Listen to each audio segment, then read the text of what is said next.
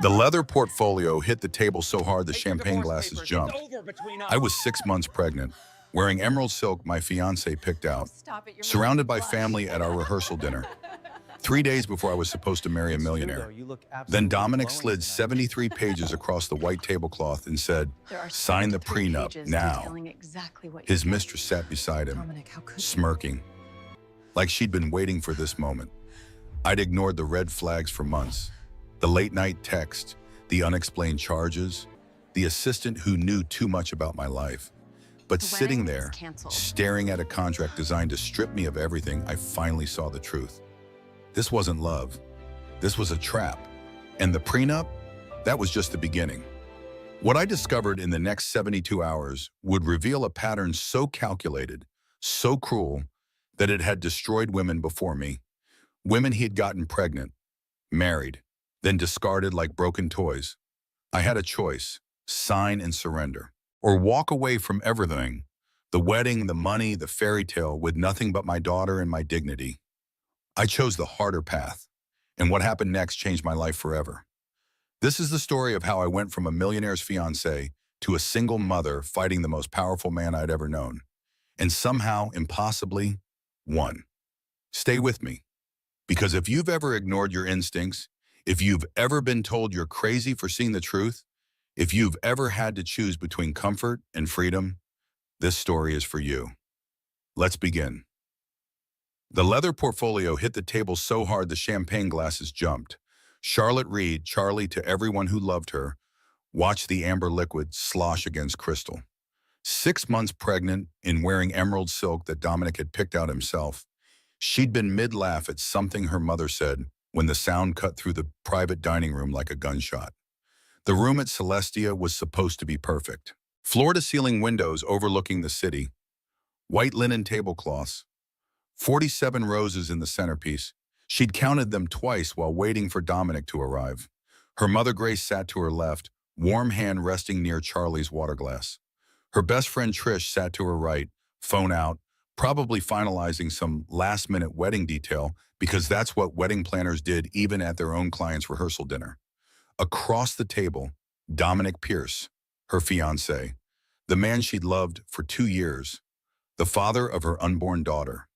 His salt and pepper hair perfectly styled, his custom suit probably worth more than her car. His father Julian beside him, 75 years old and looking like money incarnate.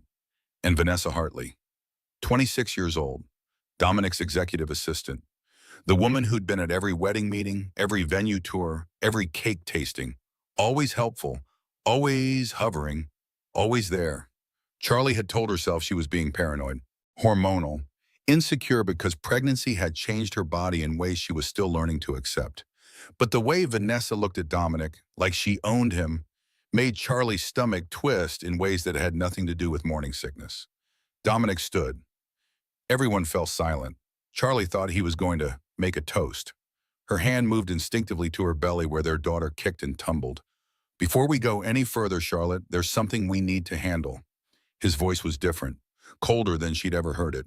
He pushed the portfolio across the white tablecloth, leaving a slight mark in the fabric. "The prenup. My lawyers finalized it this morning. I need you to sign it tonight." The room tilted. Charlie's ears rang. "Dom, we talked about this. You said we'd wait until after the baby came. You said I changed my mind." He sat down, took a sip of his scotch. "Sign it, now." Her hands shook as she opened the portfolio. 73 pages. Legal language that blurred before her eyes. She forced herself to focus.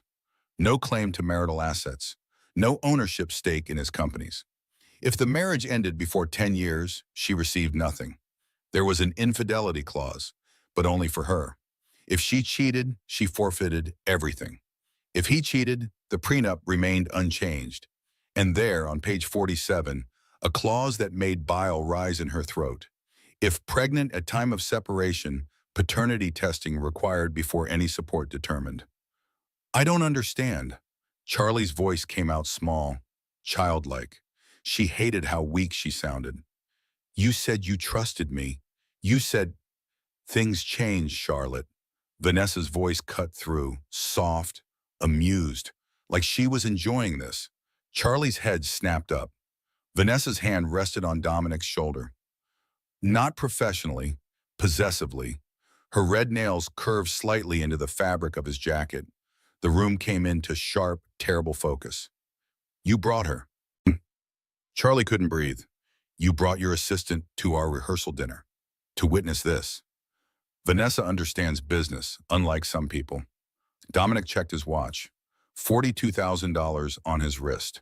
She knew because she'd been with him when he bought it. I have a conference call in an hour. Sign the prenup or the wedding is off. Your choice. Grace reached for Charlie's hand under the table, squeezed hard. Charlie looked at her quieter and saw tears threatening to spill. Trish had gone completely still, phone forgotten on the table. Julian Pierce smiled into his scotch glass. Actually smiled. Dominic, this is hardly the time or place. Grace's voice shook with controlled fury. If you wanted Charlie to review a legal document, you could have done it privately, with proper representation.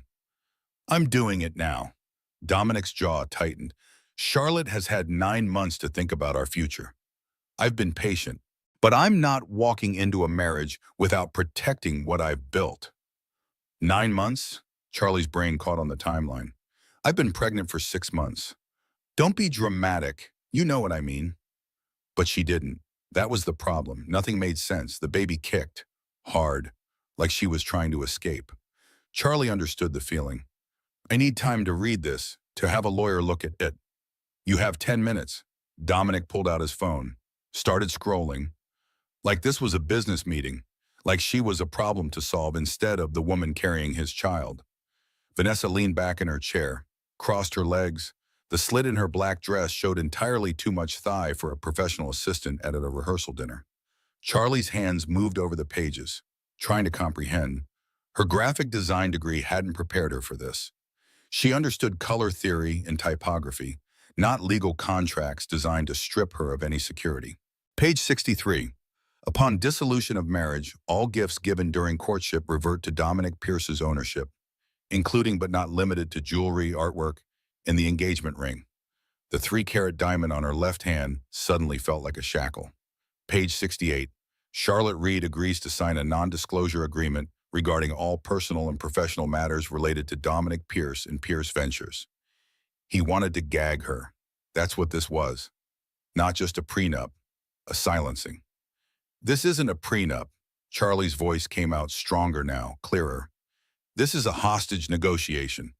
It's a standard agreement for high net worth individuals. Your first wife didn't sign something like this. Silence. Heavy. Dangerous. Dominic's eyes went dark. How do you know about Andrea? How do you think? Charlie gestured at the portfolio. I'm not an idiot, Dominic. You were married before. You have a daughter, 4 years old, Lily, and you never told me. Vanessa's smile faltered. Just for a second, Julian stopped smiling into his scotch. We agreed never to discuss Andrea. Dominic's voice dropped low, threatening. No, you decided we wouldn't discuss her. There's a difference. The baby kicked again, 3 times, fast, like applause. Grace stood up. Charlotte, we're leaving. Sit down. Dominic didn't look at Grace, kept his eyes locked on Charlie. If she walks out of here without signing, the wedding is canceled. All deposits forfeited, and I'll make sure everyone knows why, that she was too greedy to sign a reasonable agreement. Reasonable? Trish finally found her voice. You ambushed her at a dinner party 3 days before the wedding, with your mistress watching. There's nothing reasonable about this.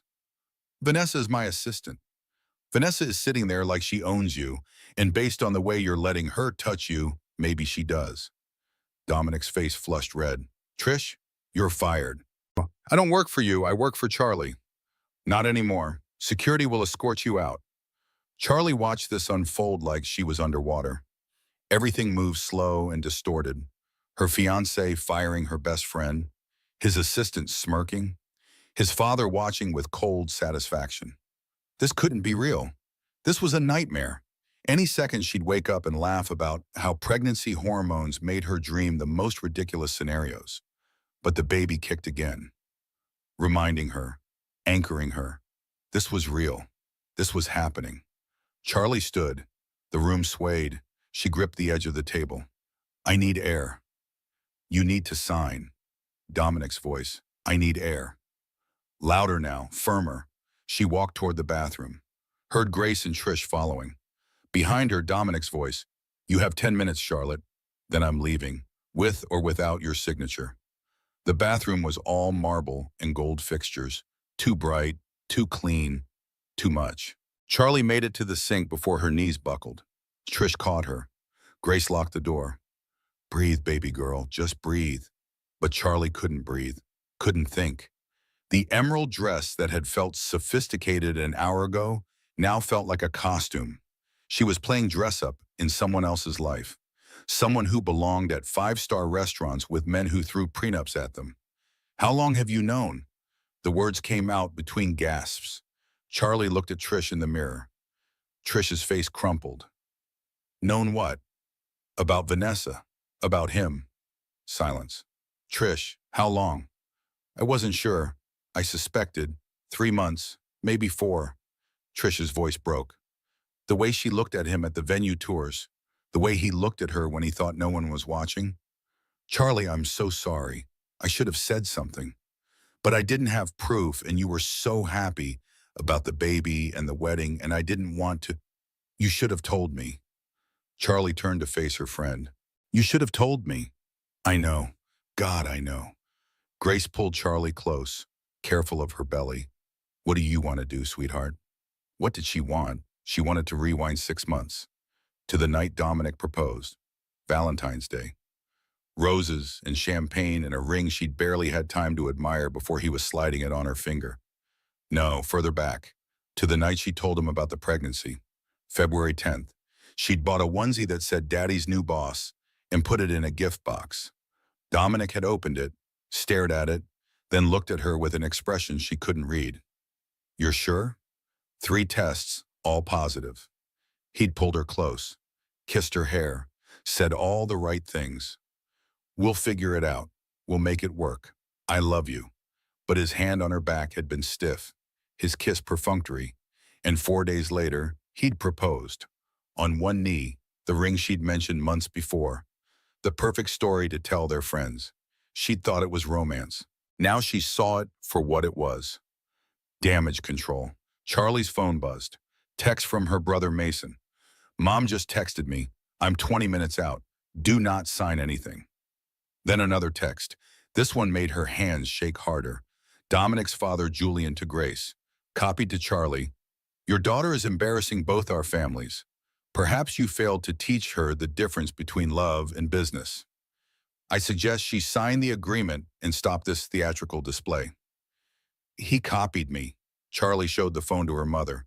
Julian actually copied me on a text calling me an embarrassment. Grace's face went hard. That man raised a monster. And now we see why. Someone pounded on the bathroom door. Ms. Reed, I'm building security. Mr. Pierce asked me to inform you that your time is up. He's leaving in 5 minutes. Through the door, like she was a problem to remove. Charlie looked at herself in the mirror, really looked. Emerald dress. Diamond earrings Dominic bought her for her birthday. Hair and makeup done by professionals he'd insisted on hiring. Even her appearance belonged to him. She pulled out her phone, opened the camera, took a photo of herself. Mascara starting to run, eyes red. 6 months pregnant in a bathroom at Celestia restaurant while her fiancé waited outside with his mistress. She sent it to herself. Evidence, documentation, proof that this moment happened. Then she unlocked the door. Security guard, young, uncomfortable. Ma'am, Mr. Pierce is waiting. Tell Mr. Pierce I'll be there in a moment. She walked back to the table. Grace and Trish flanked her like bodyguards. The private room had mostly emptied. Just Dominic, Vanessa, Julian, the portfolio still on the table, a pen beside it, waiting. Well? Dominic didn't stand, didn't look at her, kept scrolling through his phone. Charlie picked up the portfolio, all 73 pages, held it for a moment, then set it back down. Unsigned. No, finally Dominic looked up. Excuse me? No, I'm not signing this. Not tonight, not ever. Her voice didn't shake. The baby kicked. Approval. The wedding is canceled. Charlotte, don't be stupid. You are pregnant. You have no job. You live in an apartment that I pay half the rent on. You think you can afford to raise a child alone? I think I can't afford not to. She pulled the engagement ring off her finger. 3 carats, $68,000. She'd seen the receipt once when it fell out of Dominic's desk, set it on top of the portfolio. You can have this back. According to page 63, it legally belongs to you anyway. Vanessa's mouth opened slightly, surprised. Good. Julian Pierce stood up. Young lady, you're making a mistake that will cost you dearly. The only mistake I made was believing your son was capable of love. Charlie looked at Dominic, really looked at him, saw him clearly for the first time. You knew you were going to do this. From the moment I told you I was pregnant, you've been planning this. The proposal, the wedding, all of it. A carefully orchestrated play to make sure I had no leverage. No options. That's absurd. Is it? Tell me, Dominic, when did you first contact a family lawyer? His jaw tightened. Confirmation. That's what I thought. Charlie picked up her purse. Her mother and Trish moved toward the door. I hope Vanessa enjoys her victory. Something tells me she'll be in my position soon enough.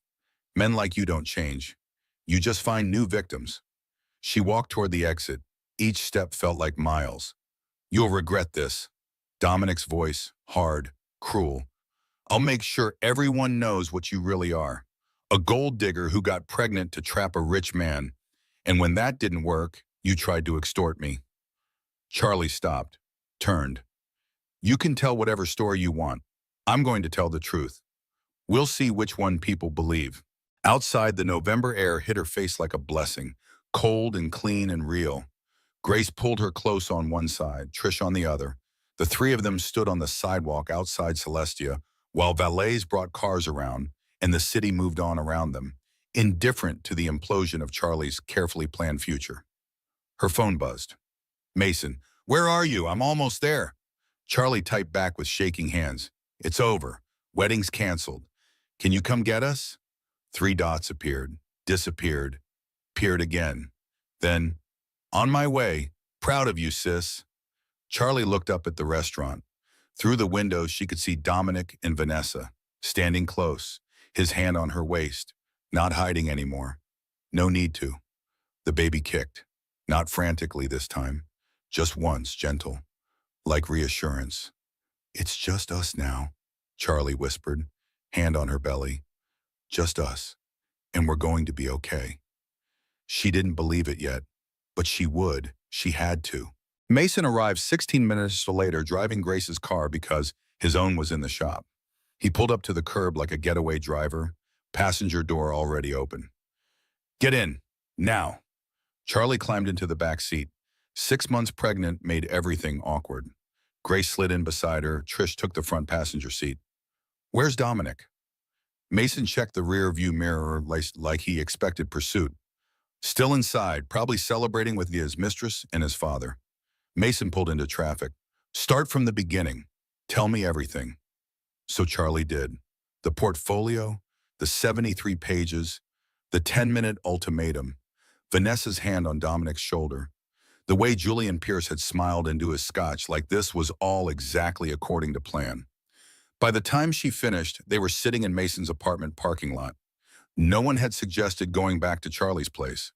The apartment she'd shared with Dominic for 8 months. The apartment where his things still filled half the closet. She couldn't go back there, not tonight, maybe not ever.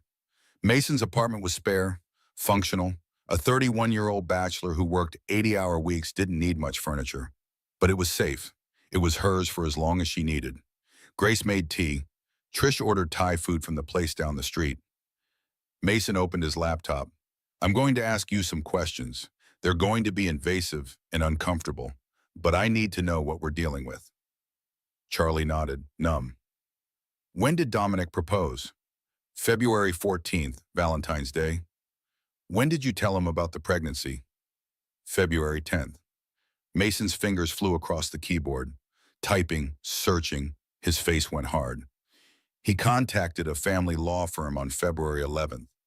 The tea burned Charlie's throat, or maybe that was just everything else burning inside her. What? Wilson and Associates, one of the most aggressive family law firms in the city. They specialize in prenups and high-conflict divorces. He contacted them the day after you told him you were pregnant. The room tilted again. Charlie gripped the edge of the couch. How do you know that? I have a friend who works there. She can't give me details because of client confidentiality, but she confirmed he's been a client since February. Mason turned the laptop screen toward Charlie. I also pulled public records. In March, Dominic transferred 2 properties into his father's name. In April, he created a new LLC in Delaware. Vanessa Hartley is listed as co-owner. Grace set down her teacup hard enough to rattle. He's been planning this for 4 months. Longer. Mason clicked through more screens. I found the prenup Andrea signed when they married. Dominic's first wife. It's almost identical to the one he tried to make you sign tonight. Same clauses, same firm, same everything. Andrea. Charlie tested the name. The ex-wife she'd never been allowed to discuss. Tell me about her. I only know what's public record. They married 6 years ago, divorced 5 years ago, 1 child. Dominic pays minimal child support because Andrea signed away her rights to his assets in the prenup.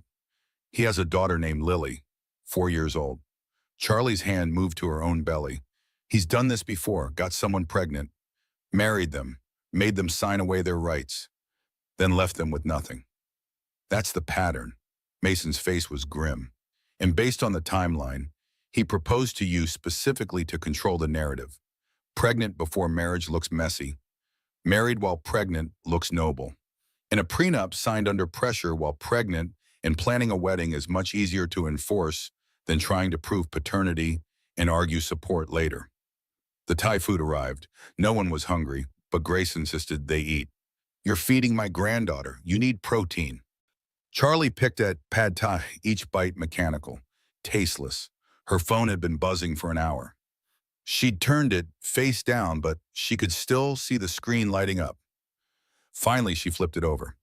53 missed calls, 87 texts, most from numbers she didn't recognize, but some from people she did. Dominic's sister, Bethany. Call me, please. I need to talk to you. Her college roommate, Melissa. Just heard from Trish. I'm so sorry, whatever you need. 3 from unknown numbers saying variations of the same thing. You stupid bitch and gold digger whore, and you'll regret this. And 1 from Dominic. You have 24 hours to reconsider. After that, I go public with my version of events. Your choice, though. Charlie showed the phone to Mason. He's threatening you. He's establishing control. Grace's voice was steady, resigned, like she'd seen this before. Because she had. Charlie's father had done something similar when he left. Rewritten history to make himself the victim. Can I see those messages from the unknown numbers? Mason held out his hand. Charlie passed the phone over. Mason screenshot everything, forwarded the images to himself. What are you doing? Building a case. If this gets ugly, and it will, we need documentation of everything. He looked at Charlie. I need you to screenshot every text, every call, every interaction with Dominic from now on. Don't delete anything. Don't respond in anger. Every communication goes through me first. I'm not suing him. Not yet, but you're going to need child support. You're going to need custody arrangements. And men like Dominic don't just let go, they punish. So we need to be ready.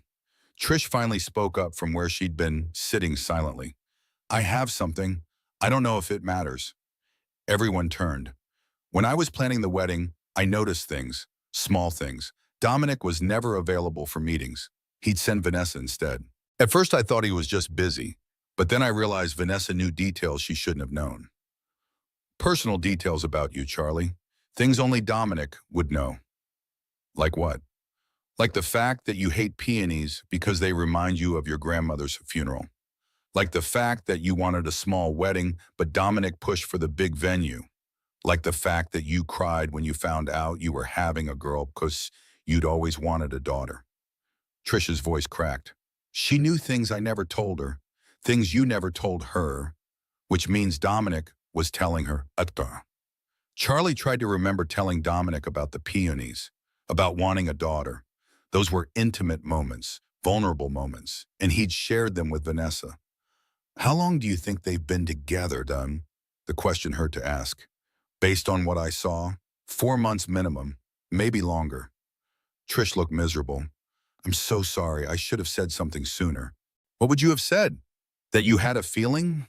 That his assistant knew too much? I would have told you that you were being paranoid. Charlie leaned back against the couch. I'm the one who should have seen it. I'm the one who ignored every red flag because I wanted so badly for this to be real. Grace moved Charlie's hair back from her face. A gesture from childhood. Comforting. Grounding. This isn't your fault, baby girl.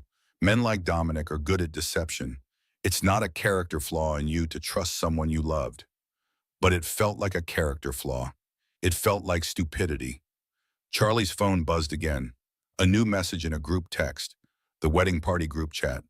From a number she didn't recognize. FYI, the bride is a gold-digging psycho who tried to extort Dominic. Wedding canceled because she wouldn't sign a reasonable prenup. Dodged a bullet. Another number. Wow, I always thought she seemed calculating. Another. Poor Dominic. Hope he gets a paternity test. The messages kept coming. Fast, vicious. Charlie watched her wedding party, people she'd chosen, people she'd loved, turn on her in real time. Only 2 people defended her. Melissa. This is bullshit, and you all know it. Whatever happened, it's not our business. Stop being cruel. And Bethany Pierce. Everyone needs to stop. You don't know the full story. Trust me. Charlie screenshot that too, sent it to Mason. He's already controlling the narrative.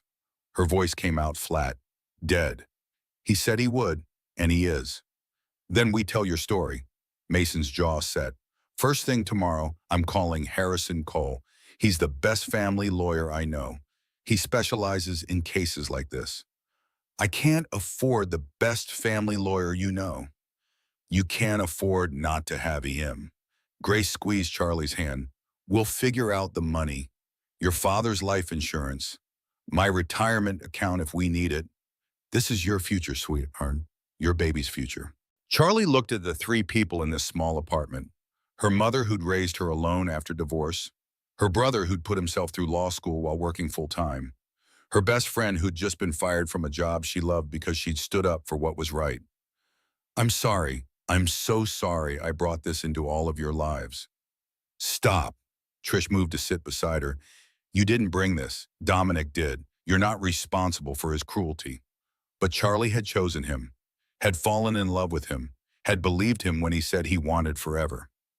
She stood up, wobbled slightly. The baby had dropped lower this week, making everything uncomfortable.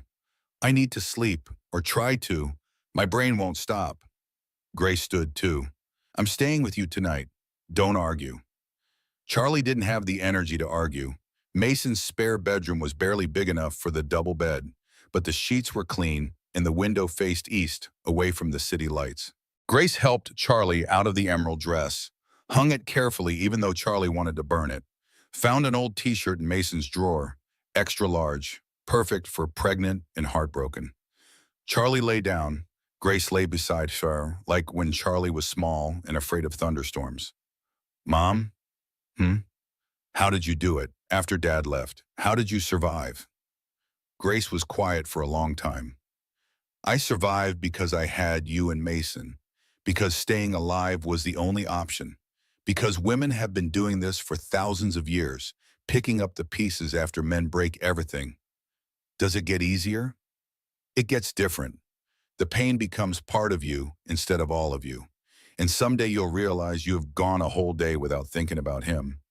Then a whole week. Then you'll meet someone who makes you understand what love was supposed to feel like all along. I don't want to meet anyone else. I don't want to love anyone else. You won't feel that way forever.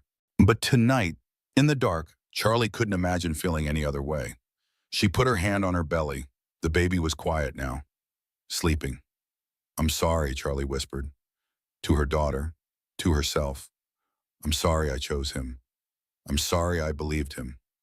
I'm sorry you're going to grow up with a father who throws contracts at women like weapons. The baby shifted, stretched. One tiny foot pressed against Charlie's palm through skin and muscle. Still there, still okay, still fighting. Charlie closed her eyes and counted, the way her therapist had taught her in college. the way her grandmother had taught her mother. Counting as meditation, as survival. 1. She would wake up tomorrow. 2. She would call a lawyer. 3. She would figure out how to pay rent. 4. She would find a way to protect her daughter. 5. She would survive this. 6. She would do more than survive. 7. She would sleep took her before she reached 8. Charlie woke to the smell of coffee and the sound of male voices. Mason's apartment. Right, not a dream. The bedroom door was cracked open. Through it, she heard Mason and someone else.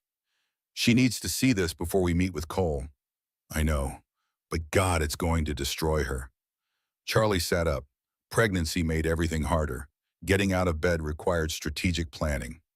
She stood slowly, hand on her lower back where the ache had become constant. Grace wasn't in the room. Charlie found her in the kitchen, making eggs. How'd you sleep? Like the dead. Charlie accepted the cup Grace handed her. Decaf. Bitter and disappointing. Like everything else lately. In the living room, Mason sat with another man.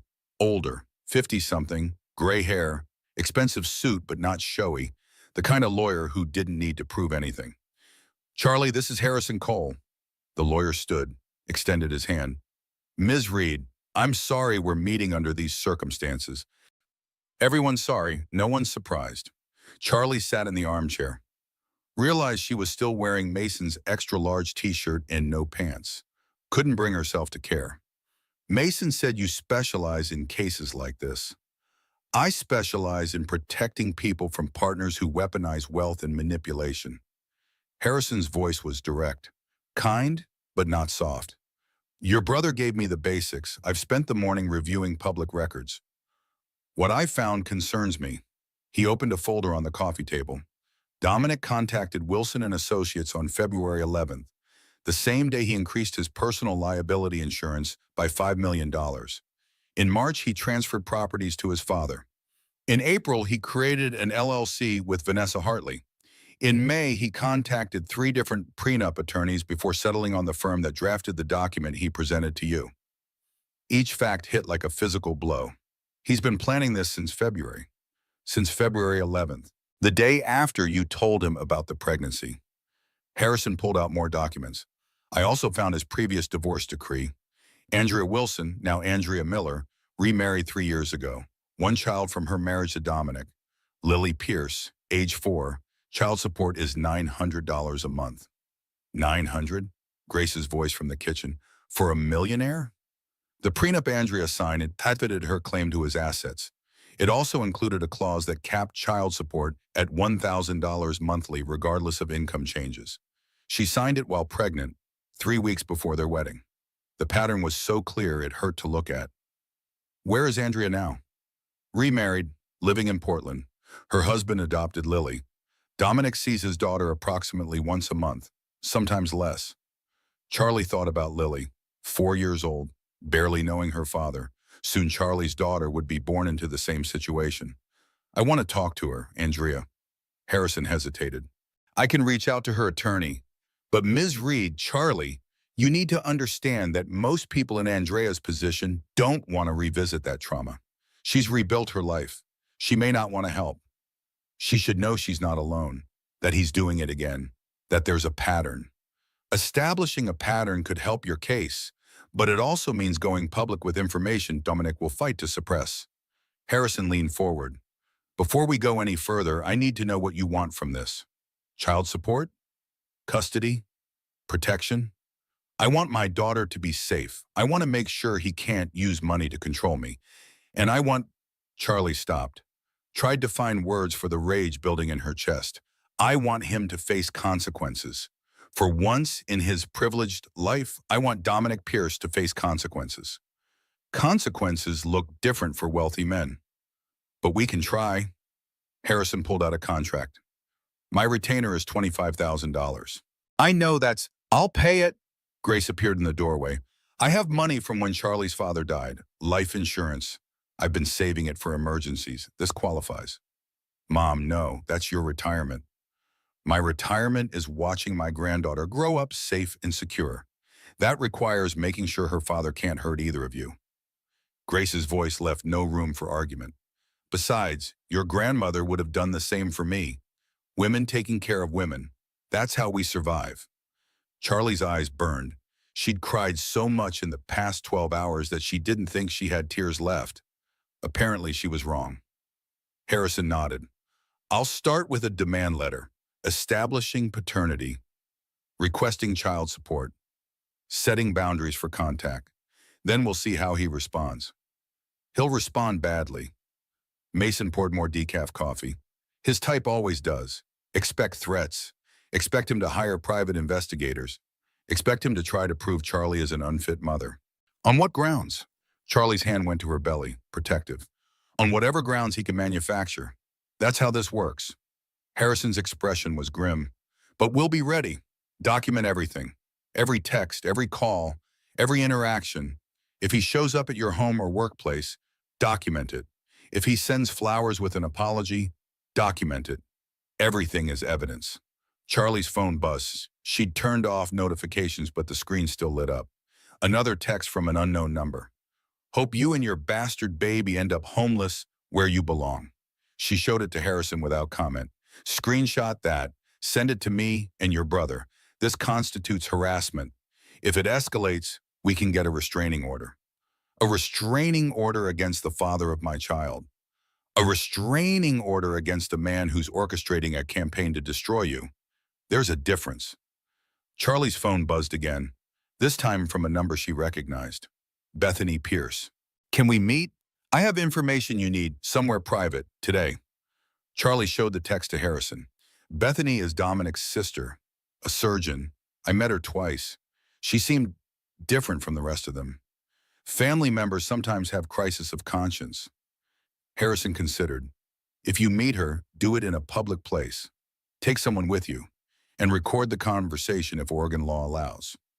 Oregon is a one-party consent state, Mason's legal knowledge kicking in. Charlie can record without telling Bethany. Then do it. And Charlie, be prepared for this to hurt. Whatever Bethany has to tell you, it's going to be bad. She wouldn't reach out otherwise. They met at a coffee shop in Southeast Portland. Neutral territory, far from Dominic's office downtown, far from the apartment Charlie still hadn't returned to. Trish came as backup, sat at the next table with a book she wasn't reading and ears tuned to every word. Charlie arrived early, ordered herbal tea, found a table in the back corner, started the recording app on her phone. Bethany Pierce walked in at exactly 2 in the afternoon. Tall, elegant, dark hair pulled back, no makeup, scrubs under a coat, like she'd come straight from the hospital. She sat down across from Charlie without ordering anything. Thank you for meeting me. Your brother ruined my life. Why would you want to help? Bethany's laugh was bitter. My brother ruins a lot of lives. I'm trying to stop him from ruining more. She pulled out her phone, opened text messages, turned the screen toward Charlie. Dominic and I text regularly. He tells me things. Brags, really. He doesn't know I've been saving everything. Charlie read the messages. Her hands started shaking halfway through. Dominic to Bethany, February 12th. Charlotte's pregnant. Not ideal, but I can work with it. February 14th. Proposed tonight, she cried. God, pregnant women are so emotional. March 3rd, the prenup is coming together. Same firm that handled Andrick. They know what they're doing. March 18th.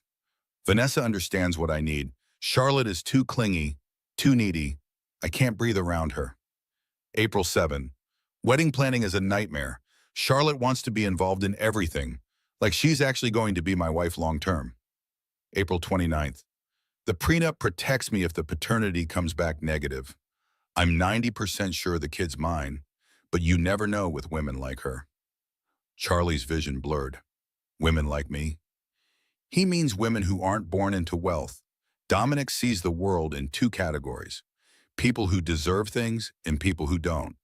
You were never going to be in the first category. Bethany scrolled further. It gets worse. May 15th. Once the kid is born, I'll have leverage for divorce custody if she makes trouble. A single mother with no money can't fight me. May 30th. Vanessa suggested the rehearsal dinner timing. Smart woman, maximum pressure, minimum time to think. Charlotte will sign or I'll humiliate her. Either way, I win. June 2nd. If she signs, I'm protected. If she doesn't sign, I'll destroy her reputation so thoroughly that no judge will give her full custody. Charlie set the phone down carefully. He planned all of it. Every detail, the proposal, the wedding, the timing of the prenup, all of it. My brother is a narcissist. Clinical diagnosis. He was evaluated when he was 19 after our mother left. She left because of him, because of how he treated her. My father spent hundreds of thousands on therapy that Dominic quit after 6 sessions. Bethany's voice was flat, exhausted. He's charming, brilliant, and incapable of genuine emotional connection. Why are you telling me this?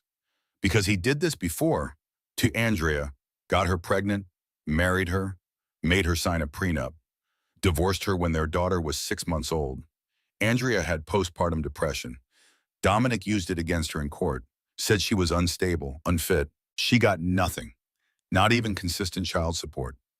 The coffee shop sounds faded. Charlie heard only her own heartbeat. He has a pattern. He has a method, and it works because no one stops him. His victims are too ashamed or too scared or too financially destroyed to fight back. Bethany leaned forward. But you can fight back. You have time. You're not married yet. You haven't signed anything. You have leverage he didn't expect. What leverage? I have no money, no power, nothing he wants except... Charlie's hand went to her belly. The baby. Exactly, he wants control of your daughter, not because he loves her. He's not capable of love, but because children are assets to men like him. Heirs, tax benefits, proof of virility. He'll fight you for custody, not to be a father, but to win. Then what do I do? Bethany pulled out a business card. Harrison Cole. I already called him, told him I'd be willing to testify if it comes to that. I have years of text messages, years of watching my brother destroy people. I'm done being complicit. Why now? Why me? Because I have a daughter too. She's 8. And every time I see her, I think about Lily, about the childhood she could have had if someone had stopped Dominic, about the childhood your daughter could have if someone stops him now. Bethany stood. I can't undo the past, but I can maybe prevent the future. She left her coffee untouched, walked out. Trish moved to Charlie's table immediately. Did you get all that? Charlie stopped the recording, saved it, backed it up to 3 different places. I got it. What do we do now? Charlie looked at her phone, at the text messages from a man she'd loved, a man who'd never loved her, who'd seen her pregnancy as a problem to manage, her baby as leverage. Now we fight back. Charlie stood outside her apartment at 6 in the morning. Grace beside her, Mason on his phone coordinating something. She'd been gone for 36 hours. Her keys felt foreign in her hand. I can go in first, Mason offered. Make sure he's not there. It's my apartment too. I paid half the rent for 8 months. I'm not hiding. But her hands shook as she unlocked the door. The apartment was empty, too empty. Dominic's things were gone. The Italian espresso machine, the designer coat rack, the abstract art he'd insisted on hanging.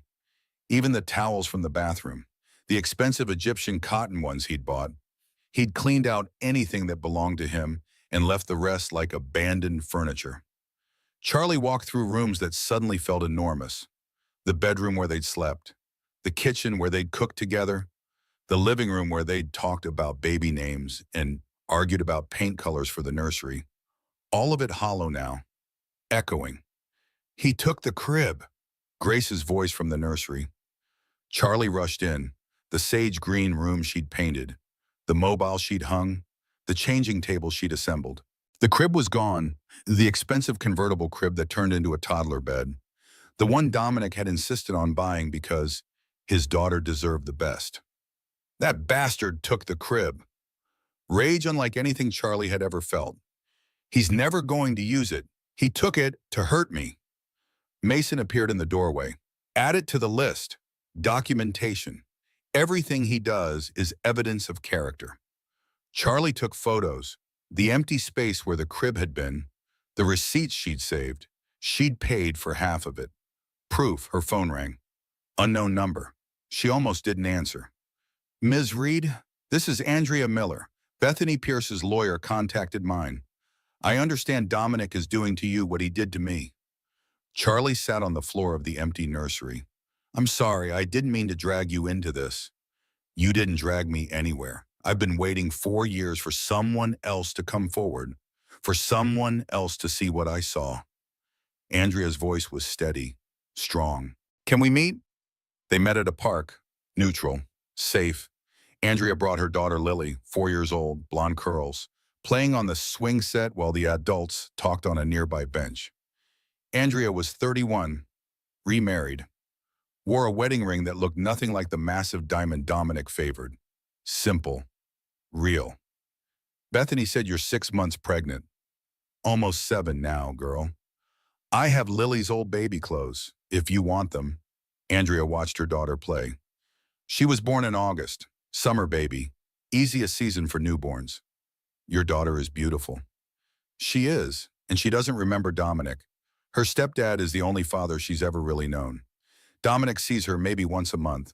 Sometimes he cancels, always last minute, always with an excuse about work. Andrea turned to look at Charlie. I'm telling you this so you understand. He's not going to be a father. He's going to be a weapon. Bethany showed me the text messages between her and Dominic. About you. About me. I have my own documentation. 4 years worth. Andrea pulled out a folder from her bag, 3 inches thick. Text messages, emails, financial records, everything. Charlie took the folder. What is all this? Evidence that Dominic has been violating our custody agreement for years. Missing scheduled visits, failing to pay agreed-upon expenses, using Lily as leverage to control me. Andrea's jaw tightened. I signed an NDA when we divorced. Julian Pierce paid me $50,000 to stay quiet about certain things. But NDAs don't cover ongoing criminal activity or fraud. What criminal activity? Dominic has been committing tax fraud, claiming business expenses for personal trips with Vanessa, failing to report income from his overseas accounts, using company funds for personal purposes. I have proof because he was stupid enough to tell me about it when we were married. Thought it made him clever. Charlie's hands trembled. Why are you giving this to me? Because I was alone when I fought him. I had no money, no family support, no one to corroborate my story, and I lost. Not because I was wrong, but because I was powerless. Andrea looked back at Lily. You have something I didn't. Time. You're not married yet. You haven't signed anything. And Bethany is willing to testify. That changes everything. What do you want in return? I want Dominic to face consequences. I want Lily to grow up knowing her mother fought for her. And I want your daughter to have better than what Lily got. Andrea stood. There's a lawyer named Harrison Cole. He specializes in cases like ours. I'll testify if you need me to. Lily ran up. Mommy, can we get ice cream? Sure, baby. Andrea picked her up, kissed her forehead, looked at Charlie. You're going to survive this. I did. You will too. After they left, Charlie sat on the bench and cried. Not sad tears, angry tears, grateful tears. Grace sat beside her. What do you need? I need to cancel a wedding. The venue had been booked for 8 months, the Evergreen Estate, floor-to-ceiling windows, gardens, 250 guests, $12,000 cancellation fee. Charlie called from Mason's car while he drove her to the venue. The wedding coordinator answered on the first ring. Ms. Reed, we're so excited for Saturday. Final head count is 238. The flowers are confirmed. The cake will arrive at 2. Everything is perfect. I need to cancel. Silence. I'm sorry. The wedding is canceled. I need to cancel everything now. Ms. Reed, the contract you signed is very clear. Cancellations within 7 days of the event forfeit the entire deposit plus 50% of remaining balance. I understand. Cancel it anyway. More silence. Can I ask why? Perhaps we can work something out. Postponement instead of cancellation? My fiancé threw a prenup at me in front of his mistress 3 days before the wedding. I'm not postponing. I'm canceling. The coordinator's voice changed, warmer. Oh, honey, I'm so sorry. Let me talk to my manager. Maybe we can reduce the fees. I have the money. I don't want to reduce the fees. I want my daughter to know that I walked away from a man who didn't deserve us, and I paid whatever it cost to do it. She hung up. Her entire savings account. Gone. Worth it. Next, the photographer. He answered while shooting another wedding. Charlie could hear music in the background. Hey, Charlie, 3 more days. I need to cancel. What? Why? Long story. Can you refund the deposit? The contract says no refunds within 30 days. I know. Keep the money. But can you do something for me? Sure. Can you do a maternity shoot? Free. I'm 6 months pregnant, and I want photos of just me and my daughter. No father, just us. Yeah, silence, or by yeah, and then, yeah, I can do that. Next week? Perfect. One by one, Charlie called every vendor, the florist, the caterer, the DJ, the hotel room blocks. Each cancellation cost money. Each cancellation hurt. Each cancellation felt like freedom. By noon, there was no wedding, just a lot of very confused vendors and 238 guests who would need to be notified. I'll send a message to everyone on the guest list. Grace pulled out her phone. What do you want it to say? Charlie thought about all the ways she could explain, all the ways she could soften it. Just tell them the truth, wedding canceled. Charlie and Dominic are not getting married. That's all they need to know. Grace typed. Charlie watched her mother's thumbs move across the screen. 300 individual messages, one by one. Done. Grace looked up. Your phone is going to explode. Let it. The messages started immediately. From friends. What happened? Are you okay? Call me. From Dominic's friends. This is insane, Dan. You're ruining his life. From strangers. Saw your wedding cancellation. Just want to say I've been there. You're brave.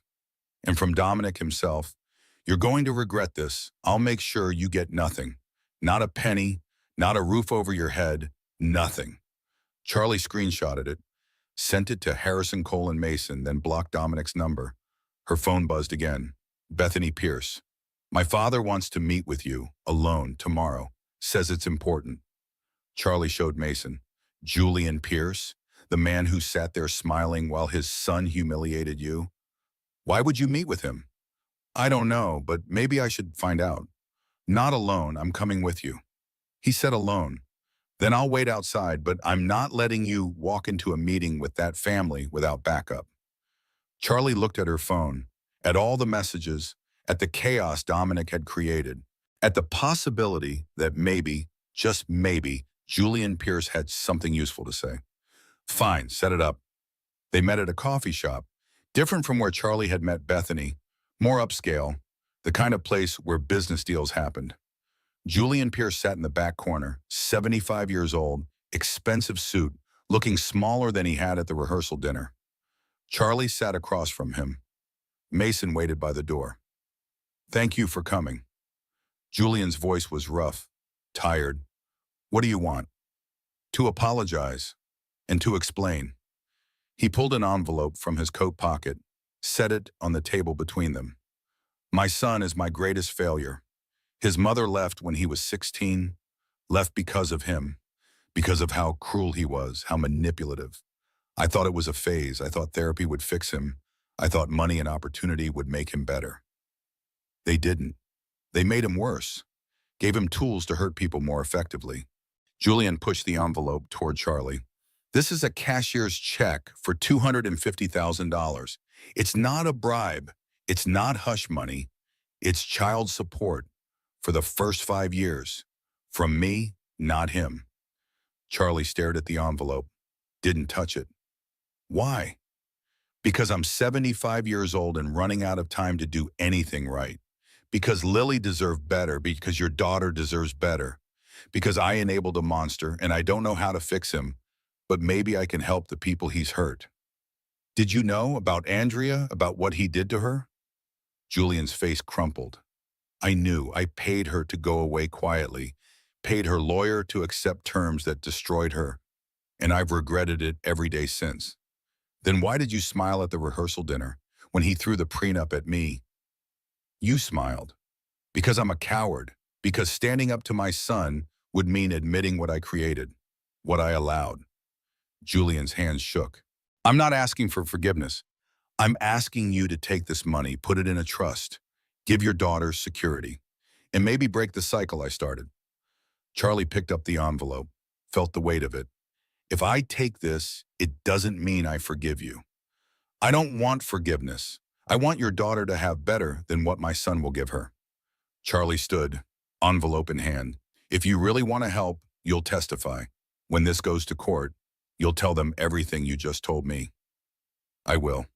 Julian stood too, older than Charlie had realized, bent under the weight of his own choices. I'm sorry, I know it doesn't matter, but I'm sorry. Charlie walked to where Mason waited. Did he really just give you $250,000? Yes. Are you going to take it? Charlie looked at the envelope, at the check inside, at the financial security it represented. Yes, because he's right. My daughter deserves better than what Dominic will give her. And I'm going to make sure she gets it. The article appeared on Sunday morning, posted to a local business blog at 3 a.m. when Charlie was finally sleeping. The headline, Local Tech Mogul Dominic Pierce Escapes Gold Digger's Trap, Mason called it 7. Don't read it. I'm serious, don't. Charlie read it anyway. The article called her manipulative, calculating, a woman who'd gotten pregnant deliberately to trap a wealthy man. When that hadn't worked, when Dominic had reasonably requested a prenup, she'd thrown a tantrum and canceled the wedding. Sources close to Pierce report that Reed has a history of targeting successful men, that she quit her job when she got pregnant, expecting Pierce to support her, that she'd been pressuring him for a ring since their first date. None of it was true. All of it was believable. By noon, it had been shared 800 times. By evening, someone had created a Reddit thread. My pregnant fiancée canceled our wedding over a prenup. Charlie made the mistake of reading the comments. NTA, she's clearly after your money. Women who refuse prenups are always hiding something. Get a paternity test ASAP. Document everything. She sounds unstable. 50,000 views, 5,000 comments, most of them brutal. Trish found 3 separate Facebook posts from people at the rehearsal dinner. Different versions of the same story. Charlie had been unreasonable. Dominic had been patient. The prenup was standard. Charlie was a gold digger who'd finally been exposed. This is coordinated. Trish showed Charlie her laptop. Look at the timing, all posted within an hour of each other, all using similar language. Someone gave them talking points. Dominic, or Vanessa, or Julian, or all of them. Trish scrolled through more posts. They're destroying your reputation systematically. Charlie's business started taking hits. Her graphic design firm was small, just her and 2 contract designers.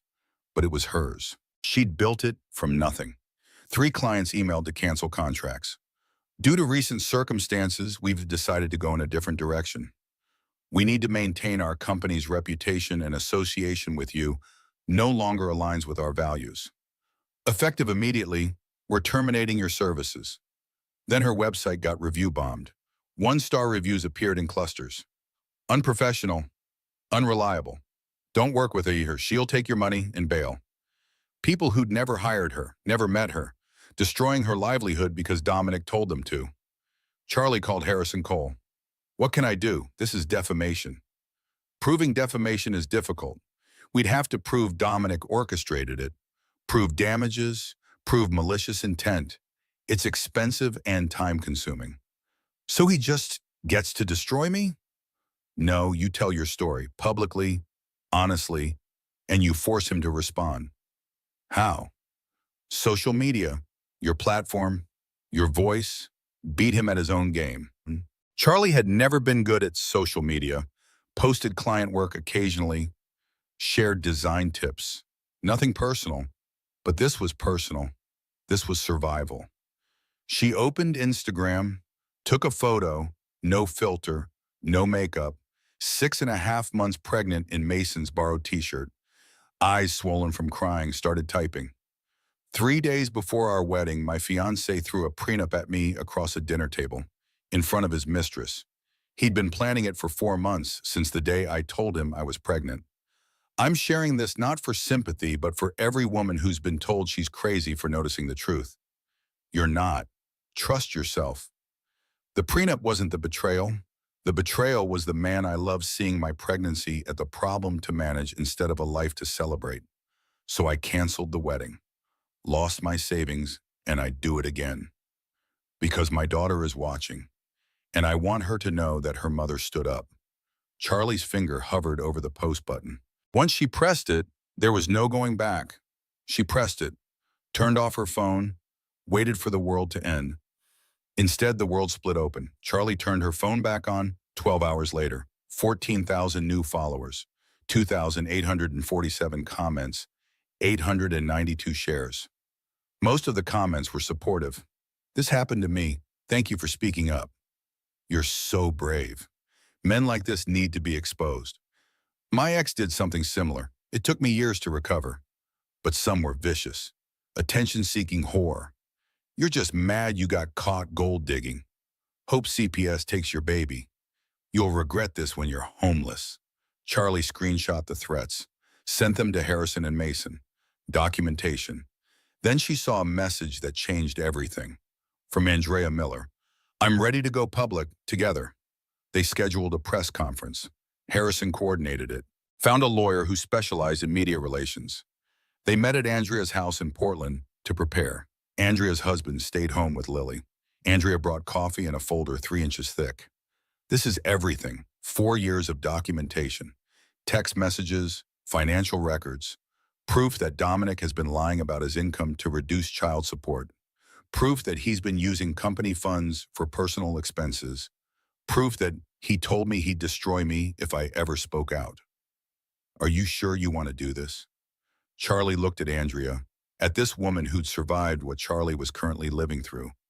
Once we go public, he'll come after you too. He already came after me. He already destroyed me once.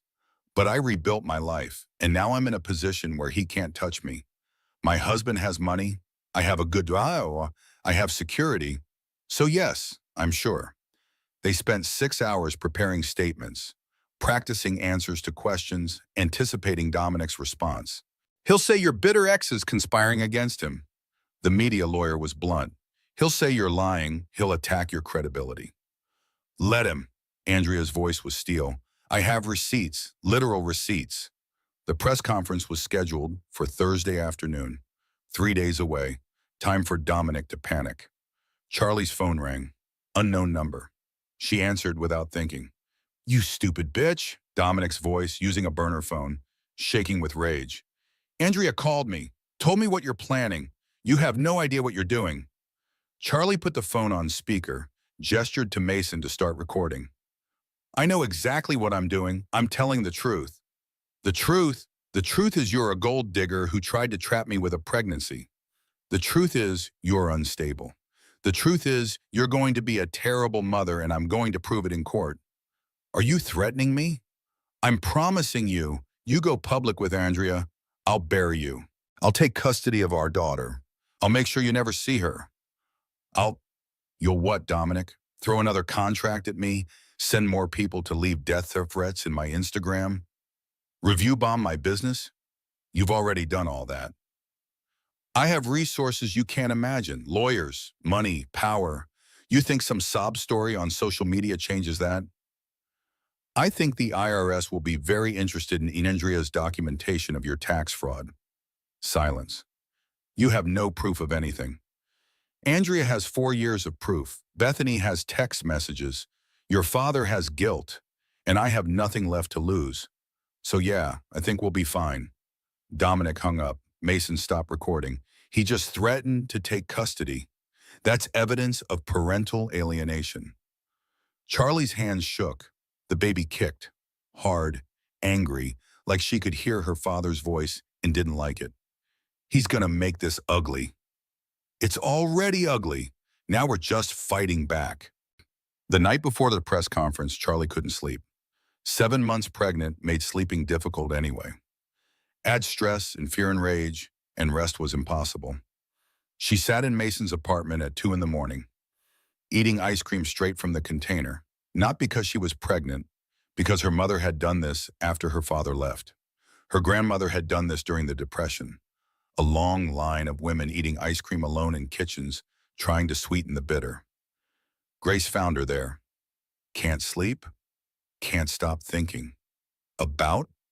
About how I got here, about all the signs I missed, about how stupid I was. Grace sat down, took the ice cream, ate a spoonful. You weren't stupid. You were in love. There's a difference. I should have known. When he couldn't tell me about Andrea, when he was always too busy for wedding planning, when Vanessa was always there, I should have known. Knowing and accepting are different things. You knew something was wrong, but you wanted it to be right. That's human, not stupid. The baby shifted, stretched. One tiny foot pressed against Charlie's rib cage. What if I mess this up? What if I'm a terrible mother? You won't be. How do you know? Because you're already protecting her. Before she's even born, you are fighting for her. That's what mothers do. Grace squeezed Charlie's hand. Your father left when you were three. You don't remember, but I was where you are now, pregnant with Mason. No money, no plan, terrified. You never told me you were pregnant when he left. I never told you a lot of things. I wanted you to have a childhood that wasn't defined by his choices. Grace looked at her hands. Old now, lined. But I survived. You survived. And your daughter will survive. Because women have been doing this for thousands of years. Picking up pieces, building new lives, protecting our children from men who don't deserve them. Charlie leaned against her mother. I'm scared. Good. Fear means you care. Fear means you'll be careful. Fear means you'll fight. Grace kissed the top of Charlie's head. Tomorrow you tell your story, and then you let whatever happens, happen, because you've already won. How? You walked away. That's winning. The press conference happened in a small room at a local community center. 15 reporters, 3 cameras, Andrea and Charlie at a table in front, Harrison standing behind them. Charlie's prepared statement was 3 paragraphs. She'd practiced it 20 times. Her hand still shook when she read it. My name is Charlotte Reed. I'm 7 months pregnant. 3 weeks ago, my fiancé Dominic Pierce threw a prenup at me at our rehearsal dinner, in front of his mistress. 3 days before our wedding, I canceled the wedding, not because of the prenup itself, but because of what it represented. A pattern of control and manipulation that I refused to accept. I'm here today with Andrea Miller, Dominic's ex-wife. We're here because this isn't about one bad relationship. This is about a pattern of predatory behavior, and it needs to stop. Andrea read her statement, detailed the financial abuse, the custody manipulation, the lies about income. Then they took questions. Why come forward now? Because staying silent protects him and endangers the next woman. Andrea's voice didn't waver. Do you have proof? Harrison stepped forward, handed out folders, tax documents, text messages, financial records. Everything is documented. What do you want from Dominic Pierce? Charlie answered. I want him to be held accountable. I want my daughter to be safe. And I want other women to know they're not alone. The questions went on for 40 minutes, some sympathetic, some skeptical, all recorded. That night, the story ran on 3 local news stations. By morning, it was trending on social media. By afternoon, the IRS had opened an investigation. By evening, Dominic's company board had placed him on administrative leave pending internal investigation. Within 24 hours, the man who tried to destroy Charlie was watching his empire crack. Vanessa Hartley was arrested on a Wednesday morning at 9:15. Charlie found out through a Google alert she'd set up for Dominic's name. The headline, Pierce Ventures Executive Assistant Arrested for Embezzlement. The article was brief. Vanessa Hartley, 26, arrested for embezzling funds from Pierce Ventures. Estimated loss, $600,000. Investigation ongoing. Charlie called Harrison immediately. Did you see? I saw. Interesting timing. What does this mean for us? It means Dominic's company is under federal investigation now. It means Vanessa might cooperate to reduce her sentence. It means everything Andrea documented is being taken very seriously. Is this good for us? It's not bad. Federal prosecutors are thorough. If they're investigating embezzlement, they're looking at everything. Tax records, financial statements, business expenses. If Dominic was involved or complicit, they'll find it. Charlie hung up and immediately Googled Vanessa's arrest, found 3 articles, all saying basically the same thing. Vanessa had systematically stolen money, used company credit cards for personal expenses, created false invoices. What none of the articles mentioned: how many of those personal expenses had been for Dominic? How many of those false invoices had funded his lifestyle? Bethany called an hour later. "Did you hear about Vanessa?" "Just saw." "It gets better. Dominic's freaking out. Called me at midnight ranting about being betrayed." Apparently, Vanessa kept records, receipts, communications, all the things that implicate him. Why would she do that? Insurance. Smart women in affairs with narcissist base always keep insurance. She knew eventually he'd throw her away. She was ready. Charlie thought about Vanessa at the rehearsal dinner, hand on Dominic's shoulder, smirking, so confident, maybe not confident, maybe terrified, maybe armoring herself. Will she testify? If it means a lighter sentence, absolutely. Bethany paused. "How are you doing?" "Tired, pregnant, angry, surviving." That's more than most people could do. After they hung up, Charlie sat with the news. Vanessa was 26, young, stupid enough to fall for Dominic's charm, smart enough to document everything. Was she a victim too, or was she complicit? Charlie didn't know, wasn't sure it mattered. What mattered was Dominic's world was collapsing. Dr. Weinstein called Charlie in for an emergency appointment. "Your blood pressure is elevated, not dangerously high, but higher than I'd like at 7 months." Charlie sat on the exam table in a paper gown. "I'm stressed." "I know, and stress is understandable given everything. But you need to protect yourself. Protect the baby." "I'm trying." "Try harder." Dr. Weinstein's voice was kind but firm. "I'm not just talking about blood pressure. I'm talking about emotional well-being. You've been through massive trauma. You're fighting legal battles, planning single parenthood, all while growing a human. Something has to give." "What am I supposed to give? Fighting for my daughter? Protecting myself from Dominic? Making sure I can pay rent?" "I'm not saying give up. I'm saying find balance. Find support. Find moments of peace." Weinstein pulled up Charlie's chart. "Your baby is healthy, growing well. But I need you healthy too.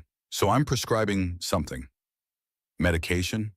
"Honesty, radical honesty, with yourself about what you need, with others about what you're experiencing. Stop pretending you're fine. Stop soldiering through. Tell your truth, not for Dominic, for you." And Charlie left the appointment with orders to rest, to drink water, to take walks, to breathe. Also with something else, permission, to be human, to be tired, to be scared, to be something other than a fighter. That night, Charlie wrote in the journal her therapist had recommended years ago. She hadn't written in it since before meeting Dominic. "Dear daughter, you're not born yet. Won't be for 2 more months.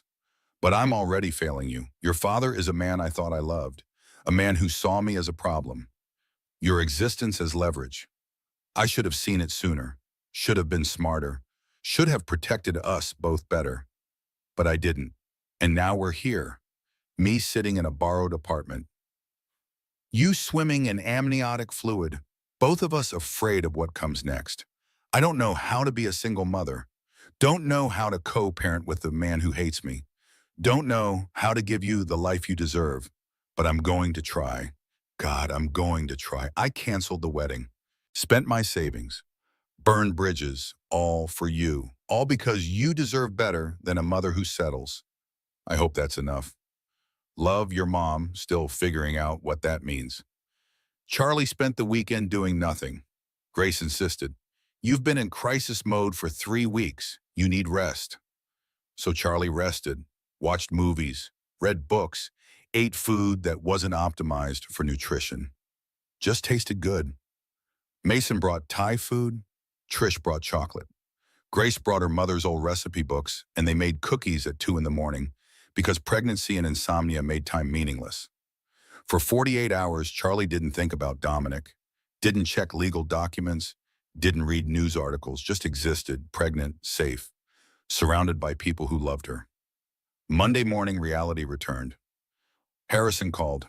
"We need to meet, in person, today if possible." They met at his office, a small firm, tasteful, professional. Harrison had news. Dominic's company is offering you a settlement. Charlie's stomach dropped. What kind of settlement?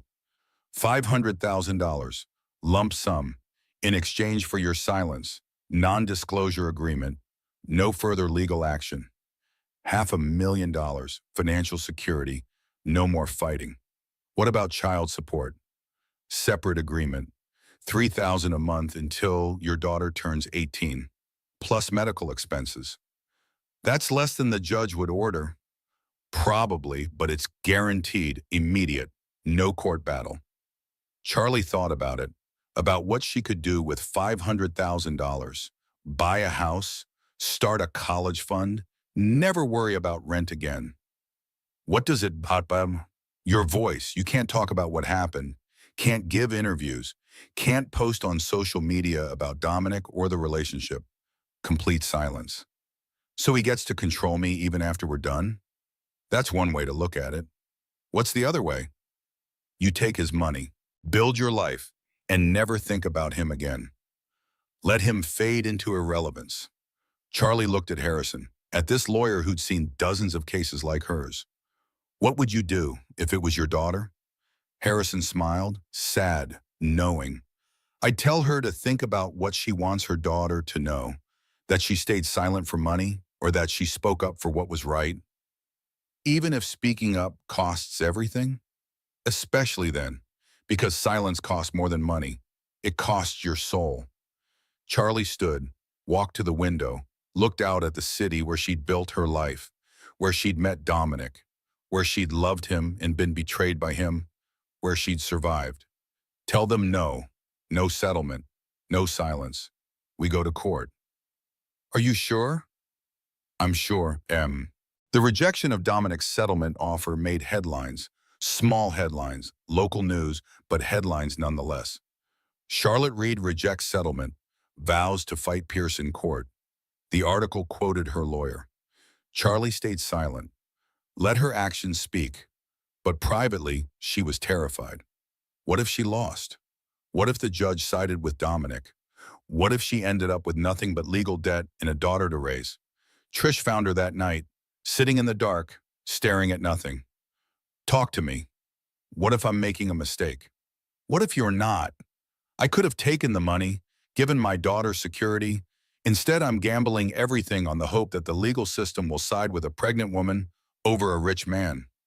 You're not gambling. You're fighting. There's a difference. What if fighting isn't enough? Trish sat beside her.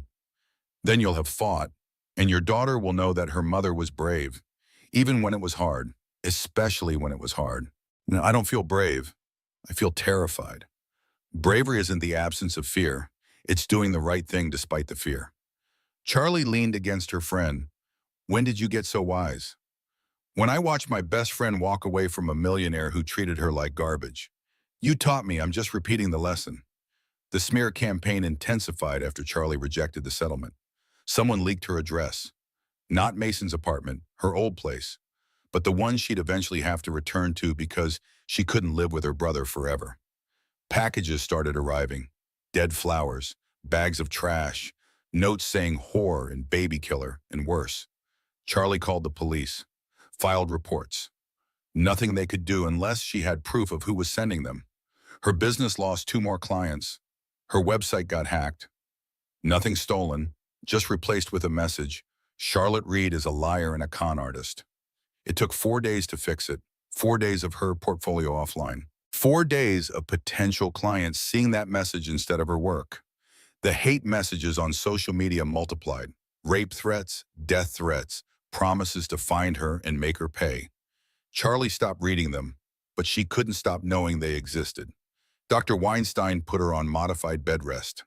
Your blood pressure is too high. You need to reduce stress, or we're looking at preeclampsia. How am I supposed to reduce stress when my life is falling apart? You tell me, what do you need? What Charlie needed was for this to be over, for Dominic to disappear, for her daughter to be born into a world that wasn't hostile. What she needed was impossible. So instead, she did what she could.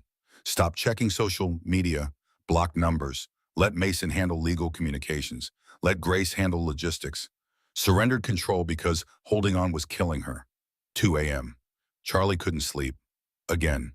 8 months pregnant now. The baby had dropped. Labor could happen any time in the next 4 weeks.